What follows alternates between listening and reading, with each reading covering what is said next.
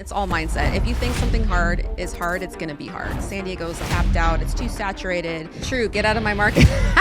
Go somewhere else. That's what I would say. I've watched some of the guys who make the most in solar make all their money here in San Diego, and I follow the best. Love that. Tell us about that first year in solar. You hit a lot of adversity, but I remember you were hungry. I just had this incredible self-belief that if I put my mind to it, I can absolutely crush it. I came in with that mentality. I'm going to outsell a lot of the guys here. I'm going to do much better than anyone. Not because my skill sets are better, but because I'm super passionate and I bring that to the doors. Passion will outsell your skill sets. Zaira's fundamentals over the last decade plus in sales, what would you say those are? You literally have 3 seconds before someone shuts that door and says not interested. When I go out there, I don't think of the competition, how many other people have knocked this door. I think you haven't heard from me yet. So 1, your tonality, your confidence, your appearance, but 2, come on, is there one thing you do that's like unique to you that you're like, this is my secret sauce that maybe is not even duplicatable because it can only be done really well by you? Like, what is that? I would say... Welcome to the VIP, the Valor Impact Podcast. My name is John Soriano. We believe that you can have it all, that you can be successful in all areas of your life, your faith, your family, your fitness, your finance, that you do not have to choose between one or the other. And as you listen in, take notes, take it all in, ask yourself, how can I apply this today? How can I go out there and execute today? Because we're going to teach you a wide range of things from sales, from leadership, to finances, to mindset, to even how to have success in sales and in your marriage. And my only ask is that you like this video, you subscribe to it, you share it with somebody in the sales industry, and that you also ultimately go out there and execute on everything that you want. Welcome to the Valor Impact Podcast. I'm your host, John Soriano, and today we have someone I've known for many years. We call her Queen Z, Zaira Lawson. Welcome to today's episode. Thank you. Thank you for having me. Yeah, we're glad to have you. I've known Zaira for going on, I think we've known each other for maybe 6 or so years. 2018, a long time. Was it 18, 7 years? Then, but I think we've been working together for about 5 or so of those years. And she's somebody that came in hungry, coachable, even though you came from a sales background, right? You still kind of, in a way, had to learn a new way of doing sales and door to door. And you remind me a lot of myself, where like I think you've gone through a lot of wins, but then you had a setback, and then you had more wins, but then you had setbacks. And I think, if anything, that's one of the best ways to grow, because I think a great leader learns through how to grow through the good seasons, but then also through the bad. And Zaira today, she's one of the district managers for the San Diego team. You have over 300 career installs in like a little under 4 years. And just before we started the show, you were telling me, you're like, John, I actually added up everything I made in solar, and you've made like 1.2, 1.3 million, something like that, which is really awesome to see the growth that you've had. But what's even crazier in all that is you've done it, and what is arguably the most competitive, the most saturated market in solar, that's San Diego. I believe like 90% of your volume is San Diego, right? And so, most people say this is the hardest market. You've done it in this market. You've been consistent. You've built a team as well. And so just want to share the accolades with everybody, because I think and I could go on and on. But you have so many accolades. Thank you. Yeah, you keep going if you want to. That's great. Why don't you first start off? Tell us a little bit about your background. Give us a little bit about you, how you got into solar. Like I mentioned earlier, I know you have a sales, like you've been in sales for a while, but why don't you give us a little summary of just your life and what brought you into solar? Crazy how I actually was in the music industry. That's what got me here from Canada. Okay. And do you say a boot? I used to say a boot. Oh, okay. And house. Oh my gosh. I had to work on my accent there. I used to get made fun of a lot. It was really funny. But yeah, I would say I am, Canadian American, and I came down from Canada when I was like 19 years old, and I wanted to be in the music industry. So in 2008, you know how like the market crashed in many ways.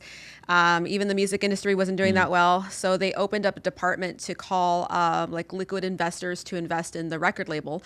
And I remember like I was doing marketing. I was doing I was wearing many different hats. So to put me in sales, I've never done sales before. And it was cold calling all these investors. And I remember one, I was like calling people. I was starting to get the flow, but I heard what you would call your closer, like in a different room, and it just sounded like, I don't know. It was like aggressive, and he was like doing his thing. And I remember just standing, like listening at the door, and I'm like, it's kind of like that Wolf of Wall Street kind of like sales energy. Yeah. And it just got me so intrigued. I'm like, I want to do this. And being passionate about music has always been my number one. So to try to transition to sales has been, it's been a journey where it gives me the same high as being like in music. It's crazy. So anyways, from that, I got a sales opportunity to come down to San Diego. From there, I would say like before solar, I've been in sales for at least a good 15 years. And then from my last job, I would say that my last boss was great in the way that I even told him when I quit, I was like, hey, I've learned everything from you. Like he just taught me everything about tonality, how to be aggressive on the phone. I worked for his company like off and on for like a decade. And but at that point I was like, oh, I'm making 130 grand a year. And I thought it was like ballin', but you're still kind of living paycheck to paycheck. And so I was like, I just knew my skill sets. I knew like I was like really good at what I was doing. And I was like, I'm worth so much more. And so loved the company, loved who I worked with. But it's just the fact that like deep down, I'm like, I want to make more for myself and build a different type of life, a legacy. I met a lot of the guys, including yourself, at our church. And I think that's when I was just kind of like intrigued. I'm like, what do you guys do? Like you go door to door and you sell solar. And I'm like, well, how much do you guys make? And I remember for like 2 years kind of like dipping my toes, asking questions. And then one of the guys, I literally did have one of those Wolf of Wall Street moments. I'm like, show me how much you make. And if it's good, I'll quit my job right now. And he literally showed me how he made like 400,000 like in his last year. And I was like, I literally quit that week. Wow. I gave like a week's notice. Again, my old boss was like pretty cool about it, but I'm like, hey, I'm going to go sell solar. And I was like, just thinking in my head, I'm like, if that guy can do it and make 400K, I can absolutely like do it too. Yeah. So that's really like how I got into solar. Yeah. That's awesome.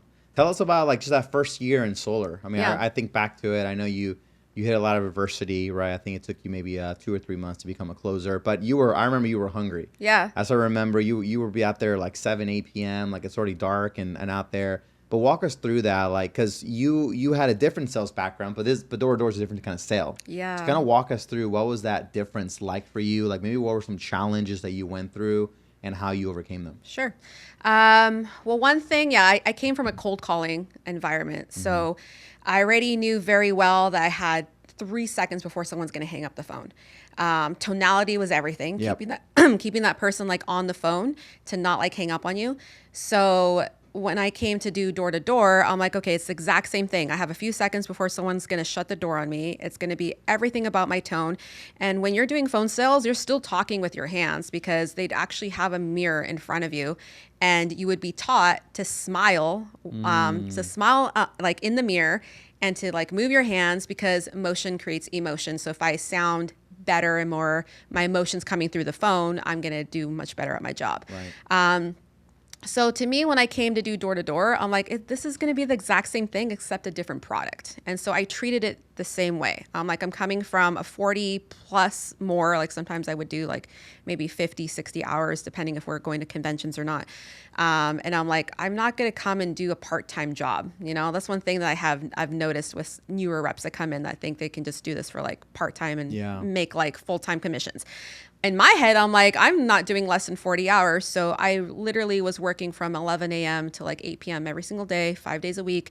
And I just came in with that like passion. I'm like, hey, one, I want to make that much money. But then two, I'm like, I got to get to learn this industry and the product and the features so I can get to that point a lot faster than others. Yeah. So one, I just had this incredible self-belief that if I put my mind to it, I can absolutely crush it. I've already been like the top sales rep in like my last company and then the other couple sales places. I've always been number one. Yeah. So I came in with that mentality. I'm going to outsell a lot of the guys here. I'm going to do much better than anyone, not because my skill sets are better, but because I'm super passionate and I bring that to the doors. Yeah. And I'm just very committed to growing my skill sets. I want to pause for a second. I feel like as I hear this, I hear a lot of you just did the fundamentals and the basics. Yeah. I think sometimes we as salespeople, we overcomplicate what it takes to get a prospect, right? We think it's this like elaborate pitch, or you have to say this exact phrase, but really it's just a combination of doing a lot of simple things well. So you said one thing, you're like, smile on the doors, right? It's crazy how over the years sometimes like reps are like, I'm struggling. And then you go out with them, you shower them, and you're like, yeah, you're struggling because you're not smiling. Right. Like, it's as simple as that. Yeah. It's like, yeah, like you have 1 second to impress somebody, and if you like look sad or what's the word I'm looking for? Or you look like a little scared and depressed, timid. yeah. But if a second you're just like, hey, how's it going? Happy, Just a yeah. smile. You know what I Yeah. mean? Like that is more potent sometimes Right. than what you actually say. So what are some of those basics for you? When you think about like Zaira's fundamentals. Yeah. Like if you were to say, hey, these are my fundamentals in sales and what I've learned over the last, decade plus in sales, what would you say those are for you?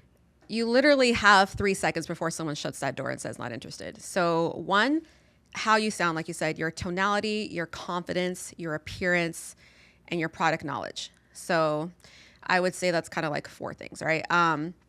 You want to sound good. You want to sound like you know what you're talking about. When I go out there, I don't think of the competition, how many other people have knocked this door. I think you haven't heard from me yet. That's right. And I sound way better than anyone else because I know my stuff. Yeah. But 2, You're like I'm much better looking than the last person that came by on the yeah, door. I care about my appearance. I see a lot of like reps sometimes from other companies or new people come in and they kind of look like slobs. And I'm like, come on, this is like I always tell people, it's like going on a blind date. As soon as you sit down, that person's just going to scan you up and down and be like, not interested, And so the same. Like a speed blind dating. Yeah. You have like, I don't know. I've never done it before. Well, think about that. When you go to a blind date, yeah. you want to present yourself with the best version of yourself, right? You want to look the best. Yeah.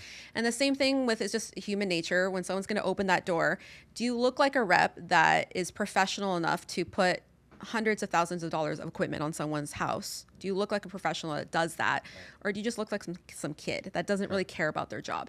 So I always teach people, hey, you got to look your best, represent the company. If you don't have like the company emblem on your clothes, and at least like have your badge, have your slicks or your iPad, look like you're actually carrying something that's, part of your job.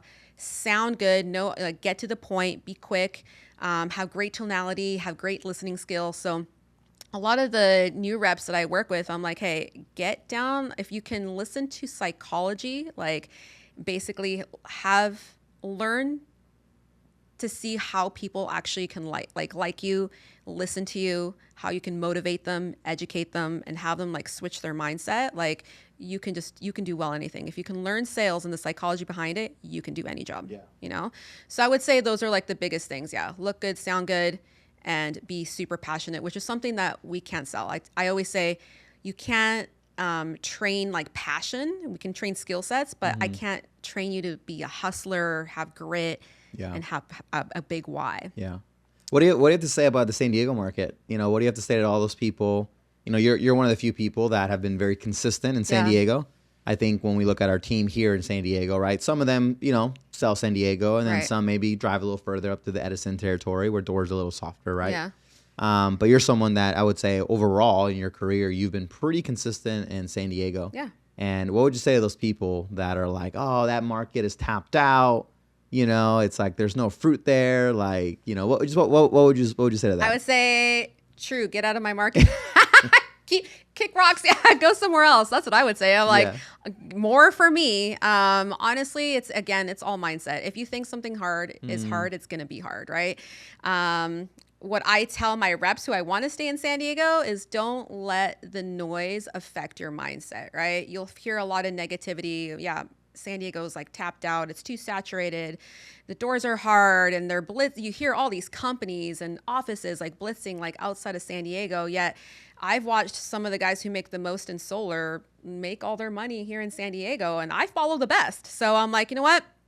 I'm gonna stay in San Diego, and there's tons of business, So again, I think passion like will outsell your skill sets. If you think that if your skill sets aren't that good, then you'll probably want to go hit some softer doors. But you could be a brand new rep and just be super passionate about what you're talking about, not sound the best, and still get more sales. Yeah. You know? Yeah. Would you say, I mean, when I think about the market, it just requires you to have a little bit of a higher skill set. Yeah. Right. Where, your entry level, let's say, skill set in a different market could be lower, right? Meaning Right. you could be like completely brand new to sales in another market and still do fine. Or maybe in SDG&E territory, you have to be a Yeah. little bit higher. But I think once people understand that and they're like, Yeah. okay, I just have to be a little bit better. I also just like really hit things in a different angle. So if I see a lot of solar, I'm like, hey, all your neighbors are going solar. Why Right. haven't you done? There's like Yeah, different yeah, yeah, angles yeah. that you can now hit. Or I worked with this person, this one, this person on your Right. street. Name dropping, huge. Yeah. Or working, staying in one area Yeah. So and you're building just, trust, because then people are like, oh, okay, cool. You're clearly, this neighbor knows you, that neighbor, the HOA knows you. right. Right. I think When that's potent in working area. Yeah, when I first started in solar, actually, I remember I actually only set for about, I remember I set like 5 appointments. I think within 8 weeks I was a closer. Wow. So, and I remember just getting promoted really quick because that's how much I wanted it. Yeah. So I would say like, it doesn't matter the market, doesn't matter the product. If you're just super believe in yourself and you get it down, like you can really like level up in whatever you're trying to do. Yeah. Now, what about closing itself? So what are some of the fundamentals that you have there? You're one of the best when it comes to pull through. You get your accounts to install really well. Your customers love you. We see all the photos there. And so what are some of the fundamentals you have when it comes to when you're in the home selling solar? How do you ensure that, that customer will, not cancel on you the next day and all that? And Right, what are yeah. some of the fundamentals you have there? I have an actual legend of everything, every step that I go through. Okay. And I have it jotted down. I have the discovery phase where I'm going through literally like 15 minutes of just getting to know them, what they know about solar. I'm really trying to hear all like the red flags and green lights of how to move forward with which direction I'm going to go with them. So I want to hear all their fears, what they've heard about the industry, about the product, have they ever sat with someone. And I'm very thorough. So I'm jotting all these like details down. And then I'm going to show them pretty much, I'm going to talk about the company because I'm always thinking like 2 steps ahead. I want to make sure that within this whole list, is there a way for them to cancel in the future? So I have created a plan that, okay, the discovery phase, I'm going to go through who Legacy is, how long I've been in solar. So I build credibility there. And then I'm going to show them a comparison of what they're doing with the utility versus going solar.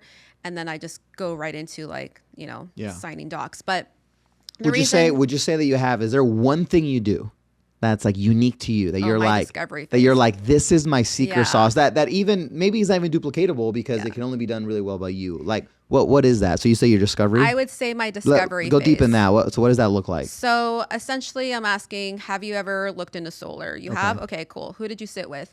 Maybe they sat with a Sunrun rep. Okay, why didn't you go with them? They signed me up and then totally didn't come back. I'm like, oh, okay, so I'm hearing ghosting. Okay. I'm hearing not good communicators. I'm hearing that, they just weren't transparent with like whatever. It could be any company, just not saying someone specific, but I'm hearing for all the red flags of why didn't you move forward? Why haven't you done it till then? And I think one thing that makes me stand out, I've become a really great listener. And then I go based off that. I sell based off that. So I always call it verbal jiu-jitsu. They tell me something, I know how to attack right back. And then same thing, I keep going back and forth. So I'm really gathering the most intel that I can get from, okay, so you guys like own your house and you own your car. Why do you think you want to own your equipment? Like what makes you want to like be owners of your equipment? Why wouldn't you just want to do a utility swap? And then I kind of hear like their negative and positive thoughts on that, So, again, like I train this way, you want to hear all the reasons that they would want to move forward with you. So once I start actually developing like the utility swap and talking about legacy, I've already kind of known how I'm going to sell this person. Yeah. Like I hear how I'm not going to sell you, what I'm going to try to avoid, but I'm also going to attack all those fears and everything that you didn't get from any other rep. Have you ever had a bad experience, like, buying something, like how is it when you, have you ever sat with someone that knocked on your door and not just solar? Why didn't you move forward with that? So I gather a lot of information. I think that's something that makes me stand out. Yeah, this reminds me, like a philosophy I've always lived by is that amateur salespeople talk a lot. But professional salespeople ask a lot of questions, Good. right? Yeah. Or even another word it's like amateur people have something good to say, Right. or professionals have something good to ask. And so I do think a lot of selling is like dialogue selling, right? I think some people, they do like what's called consultative selling, Right. which is like, oh, cool, I'm consulting. So it's me speaking and that's me just consulting. Right. But I think in this industry, especially in a market like California, you have to do more dialogue selling where it's like, I talk, you talk. Or you go back to that analogy of dating, right? Like also, let's say you look the part, you look good, right? Like maybe the other person thinks you're handsome, beautiful, whatever. Like, okay, you smell good, right? And then the resume looks good, but then finally the date starts and then that person only talks about themselves. Right. How's that going to make you feel? Exactly. You're like, dude, you only care about you. You didn't even ask any questions about me. So I think it's the same thing also in this market is like, hey, get into another. Like you said, all right, well, why haven't you gone solar? Okay, how many kids live here? Oh, do you have electric vehicles? Do you plan on getting one? Yeah. How old's your roof? How about your main panel, right? Yeah. And so I think these things, number one, you're planting the seed to the homeowner like, hey, I care about you. Like I care about you so much that I want to make sure that the solution I have for you is custom to you and you only, right? Because I do think that is the greatest objective of a salesperson is figuring out what problems/needs does this person have, and then how can my service or product match that need for them, right? And that's kind of what I'm hearing from you is that you're great at that dialogue type selling of like asking questions, getting intel, but then that also makes the homeowner feel like they can trust you, you know. And Stephen Covey, he spent his whole life studying trust. And he said trust is just two things, competency and character, right? It's like, cool, are you competent in your job? You know, and I think by asking questions, it shows you're competent. People are like, okay, cool, you clearly know your job, because that's what a doctor does. The doctor asks a lot of questions, like, okay, does this hurt, does that hurt, right? Lawyers, they'll ask a lot of questions too, right? And so, but then ultimately, it shows the character that you're trustworthy, right? And I think a lot of your homeowners look at they trust you because they view you as, cool, she's competent, right? And her character is also good because she's not making it just about herself or my company or my product. She's making it about also me and what I have to get from that. Right. I'm trying to outcare anyone that's ever spoken to them. Come on. You know? So if like you said, people feel cared about and they feel heard, then I'm trying to develop a relationship. Yeah. And they're not just my client. I'm like trying to be friends with my clients. And those are the ones that go to install. Yes. I love it. Yeah. So let's shift gears towards leadership now because, of course, you're grabbing the doors. Yeah. Zaira still self-gens in 2025. All right. Come on, let's go. And, you're clearly great at closing, installing, all that. But also another skills that you possess is you're also great at leadership. Right. And so kind of walk us through your leadership journey with us. I know you first started as a setter, then you were a closer for, I don't know, a year or 2 years, something like that. And then you transitioned to assistant manager, district manager. So walk us through your journey there. Yeah.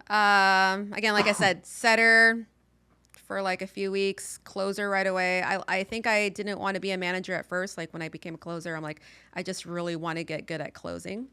I think some people just try to skip the steps too fast. And I really knew that I wanted to be a solid professional before like I really got into like leadership. And leadership is also about being able to lead yourself first and getting those results and building that reputation. Right. So when I had people under me, I'm like, okay, I can show them like you can follow me. Yeah. You're right. I would say like 2 years in, then ADM, and then even getting to DM. Well, that was a very big push. When I was working with my team, God bless my team, they just really believed in me. And shout out to Earl, who was always like DMZ and calling me that before I even like got the position. And I remember when you got promoted, I think you hit the required 50th install. Yeah. Like that last day. Yeah. I think your team rallied behind you. They were so and they were awesome. Like, we're going to get you promoted. Like, and I think that is the best model of leadership. Yeah. Where the people beneath you are more excited to see you get promoted than you yourself, right? Yeah. If anything, that's a reflective of servant leadership on your end. Right. That your people were so bought into, like, no, she deserves this. But the only reason they're like that is because you've modeled servant leadership, right? You've been there for them. Exactly. You've helped them out. You probably provided them value before they can give you anything back in return. Yeah. And so my team is my family, and I love that about them. Like family pushes each other. They cheerlead you on. I didn't get to DM like on my own 100%. It's all my team. I have some of the best closers, setters, friends, family, like on that squad. And like you said, they rallied behind me. They're like, we're going to get you there. And it's so heartwarming, like to know that like, man, these people love me, that, like you said, I've provided obviously enough value. We're like, we're going to get you there. And so I would say, yeah, like just working up to that moment is just like really dialing in on my systems, holding others accountable, holding myself accountable to like the numbers, kind of just like everything. Like leadership always falls from the top. Yeah. So everything that I've learned, even from like you or like some of the other leaders like above me, I just implemented also like those systems into my squad. Like how am I spoken to, motivated, elevated. How do I feel? What it inspires me to actually go out there and keep selling when times are hard, or I'm going through like something hard myself.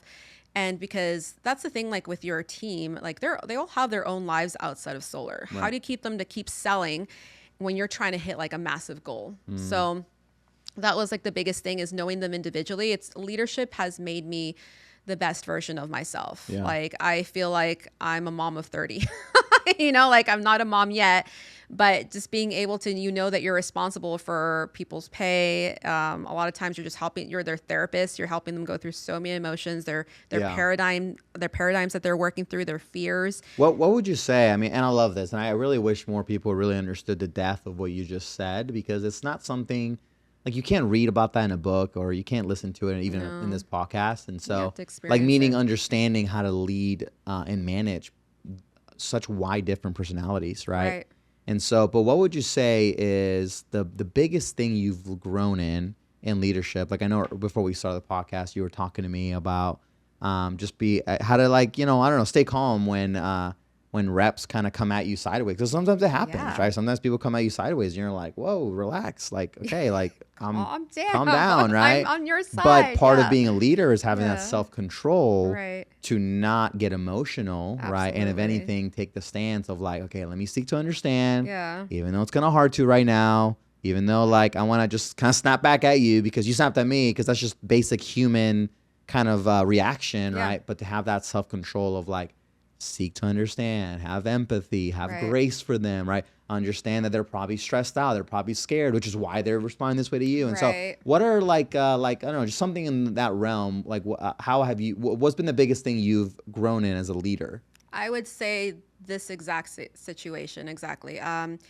I would say like in my 20s, I was just very reactive, maybe even my early 30s, very reactive to how people spoke to me and how I would respond, even if I was in some type of leadership position. I would say that I have noticed a huge growth in me when now I can listen, just like I do with my clients, I do with my reps. I listen really intently. I manage every single person completely different because like I just said, everyone has their own paradigms. They have their own viewpoint of how they're seeing their situation, which is massive to them. And I have to come from that angle. It's like, hey, you may still think a certain way that I don't anymore. Like whether it's like an lack of abundance mindset or poverty mindset, or like you feel like, you're being attacked because someone's taking your sale, which is not the truth. So my job to stay calm and dissect, okay, one, where's this person coming from? How have I been coaching this person? How have I been mentoring? What have I learned about them so I can actually like answer them the way that they'll feel heard and actually like take away from the conversation that I'm on their side. But it's grown me because inside you have that little feeling that you're just like, you just want to nip it in the butt and say something. But the fact that your spirit has changed to of just like, you may feel it like a little inkling, but the bigger you, the adult like comes out and you're like, you know what, I'm going to make sure that like this relationship is more important than like the sale itself. Is where like I feel like I've grown so much. Like I no longer react to a rep coming at me sideways. Now I can actually reflect, cut down the whole situation, and then react in a way that's professional, graceful, and be able to like calm down the situation. And I would even say like something that I learned years ago that I've been applying more and more in the last, I would say, year or two, but it's understanding this concept of an emotional bank account. Because I think as you grow, your time becomes more limited, right? And you can't spend maybe an hour, like tackling something because you just don't, there's more things to be done as well. And so you're like, okay, I got to get this done in 20 minutes. And so I've kind of also learned the concept of an emotional bank account, meaning I make an assessment. I'm like, okay, am I in the positive or in the negative with this rep, this leader? Right. If I'm in the positive, it means that then I can withdraw for them, meaning I might have to have a corrective conversation, or I might have to kind of be more direct and more real with them and kind of cut through the fluff and not have to do the whole like, all right, let's diplomatic and hear you out route. Right. And so I think sometimes with those people, right, that you have a lot of relational equity with, you can be more real with them because you have that. But if you notice you're like, okay, I'm in the positive, but maybe only a little bit. Yeah. Or worse, I'm in the negative. Yeah, those people, you kind of want to be a little bit more like, okay, I got to hear them out. Right. Because if I kind of, even if I know they're in the wrong, but if you tell them they're in the wrong, they can respond in a very negative way. Right. But if someone that's your very positive emotional bank account, you tell them like, no, actually, hey, this is why you're wrong, and like you say, you do it tactfully, professionally, and all that. Right. Then they're more likely to hear you because you're in the positive, right? Yeah. So it's like understanding, kind of like having this call it invisible bank account in your mind of like, okay, am I in the positive? Am I in the negative? It's one of the biggest things I've had to learn, because how you react and then setting good boundaries where your team can respect you and know what lines they can't cross has been like huge. Yeah. And I think one thing that I've learned from is just other like leaders and throughout all my career, whether it's solar or somewhere else, like how have they reacted when I came at them like, like just like ready to attack, and like how was I able to like calm down and like see like, okay, maybe it's me, maybe I'm overreacting. And just seeing how my management has always been very calm and soothing and be like, okay, just tell me what's going on. Like, Zaira, like, is this really what's happening? Is this a reality? Or do you feel like you're maybe getting carried away? So being able to set those good boundaries with my reps has been something that I've like really just learned even more so in the last year. Yeah. Wow. And then so Zaira, as we kind of come to a close, what would you say, right? I mean, I've loved your leadership path. We don't have to go into detail on this, but one thing I love about you is that you had a pretty big setback a few quarters ago when it came to you build your team, but then like it kind of, some people fell off and you went through a little bit of a restructure. Yeah. And I remember that conversation that Mike and I had with you, and it wasn't a fun one, right? It's kind of one of those corrective conversations and like, hey, we have to make a correction here. Right. And but what I love about you is that you've always been very humble. And you've always been very coachable, even when it hurts, right? Yeah. And I think that says a lot about your character. Yeah. That you're like, because the truth is the people that care about you the most should be willing to want to, correct, right? But from a place of like, hey, we love you and we care about you. And so I think that's been one of the greatest traits, at least in my opinion, that I see as you as a leader. Thank you. Is that you're very coachable. And I think where most people, it would lead to offense or they would get upset or whatever. Like, because I'm that way too. I've been corrected many times over. Of course, even by my own wife, I get corrected a lot, right? But if anything, that's what gives us like things like healthy marriages and stuff. Right. And so what would you say to that person? Because you're a great example of a leader. What would you say to that person that is striving to be a leader? Whether it's like they've never been a leader, but maybe right now they're just leading a few people, but they want to lead, maybe a dozen or 20 or, and stuff like that. Like right now, you personally lead around 30, but then also you're a co-manager in the San Diego office that's about 100 people. So you're also leading them in a way too. Right. And so what would you just say to that person that's like, man, I want to level up. I want to be a leader. You actually won the Level Up Award for Legacy. I did, yeah. So anyway, so what would you say to that person? That's a great question. And I would say you have to honestly keep a coachable spirit your whole life, and being coachable means being able to be corrected and taking it in the chin well, whether it hurts, and keep your head high, and keep moving forward, keep getting those results, keep doing what you do best. I remember when, I remember that corrective conversation of like, hey, like you didn't meet your numbers and all this stuff. And I remember thinking, how can I take, accountability for that? Like some things you can't help, like you got to let people go or people like go somewhere else, and those numbers reflect from like that loss. But at that point I was like, okay, how can I make sure that this doesn't happen again? And at the same time I was like, well, the plan hasn't changed. I'm still gonna pour into my team, love on them, encourage them, help them like build like their own squads underneath me. So I remember when I had that conversation, I'm like, well, the game plan hasn't changed. And that's when I knew that I had changed. But where I would have like back in the day maybe would have been offended and like been like, well, I don't deserve this. Well, really, truly, what do you deserve? The thing about leadership is that you got to be okay with setbacks, because every setback is an opportunity to grow and to level up and to become better. That's right. So if you don't allow those setbacks to happen, you're going to be an entitled person. And one thing that I've noticed, that even with like my closers, even setters trying to be closers trying to be mentors trying to like, get into management, I have to always remind them, like, if I come and I have a corrective conversation with you, don't get offended. Like, if I don't try to correct you, then I don't love you and I don't want you to grow. Like, what would you rather have? Like, let me allow you to have like bad habits and a bad mindset and continue as that person? Or do you like the fact that I can see a blind side, see it from a blind side of something that you're not doing? That's going to help you level up. And so I have to remind them, like, just because you feel like you should get something, it's not always the fact. Let's hit the numbers and let's allow you to lead from the front based off that. Love that.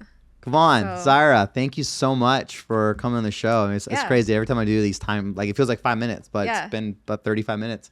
And so where can people find you? Like, if they want to connect with Zaira Lawson, where can they find you? Instagram and Facebook are good. Instagram's like my best. I have a lot of training videos there. My link is also for my podcast and my YouTube channel.